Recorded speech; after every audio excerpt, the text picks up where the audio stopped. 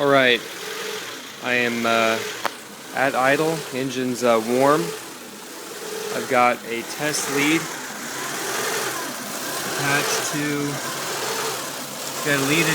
to, the idle air control valve right there. That is the input control voltage.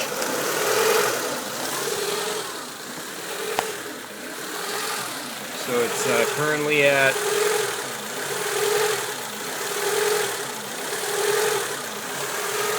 that's the voltage going from the ECU to idle air control. You can see it's veering a little bit, but mostly around 10 to 10.2 volts.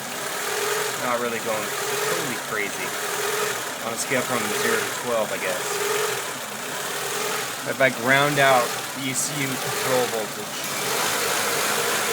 engine runs fast. If I put it at 12 volts, engine slows down.